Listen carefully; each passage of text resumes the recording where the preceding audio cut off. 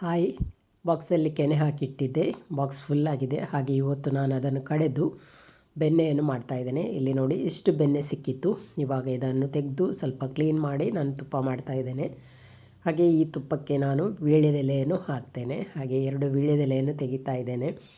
ವೀಳ್ಯದೆಲೆಯನ್ನು ಚೆನ್ನಾಗಿ ಕ್ಲೀನ್ ಮಾಡಿ ಅದರ ತುದಿ ಭಾಗ ಹಾಗೂ ತೊಟ್ಟನ್ನು ತೆಗೆದು ತುಪ್ಪದಲ್ಲಿ ಹಾಕ್ತೇನೆ. ವೀಳ್ಯದೆಲೆಯನ್ನು ಹಾಕೋದ್ರಿಂದ ತುಪ್ಪ ತುಂಬಾ ಪರಿಮಳವಾಗಿ ಬರುತ್ತದೆ.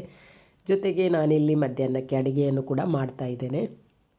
ಇವತ್ತು ನಾನು ಒಣಮೀನು ಹಾಗೂ ಅಲಸಂದೆ ಬೀಜ ಹಾಕಿ ಸಾರು ಮಾಡಿದ್ದೇನೆ. ಹಾಗೆ ತುಂಬ ಸಮಯದ ನಂತರ ಒಣಮೀನು ಸಾರು ಮಾಡಿದೆ. ಹಾಗೆ ಮೊಸರಿತ್ತು. ಅದಕ್ಕೆ ನಾನು ಶುಂಠಿ ಕಾಯಿಮೆಣಸು ಉಪ್ಪೆಲ್ಲ ಹಾಕಿ ಮಿಕ್ಸ್ ಮಾಡಿ ರೆಡಿ ಮಾಡಿಕೊಳ್ತಾ ಇದ್ದೇನೆ. ಮತ್ತು ಕುಡಿಬೋದು ಅಂತೇಳಿ. ಹಾಗೆ ಇವಾಗ ಟೆಸ್ಟ್ ನೋಡ್ತಾ ಇದ್ದೇನೆ. ಹಾಗೆ ಅದೆಲ್ಲ ರೆಡಿ ಆದಮೇಲೆ ಇಲ್ಲಿ ತುಪ್ಪ ಕೂಡ ತಣ್ಣಗಾಗಿ ನಾನಿಲ್ಲಿ ಬಾಟ್ಲಲ್ಲಿ ತುಂಬಿಸಿಟ್ಟಿದ್ದೇನೆ.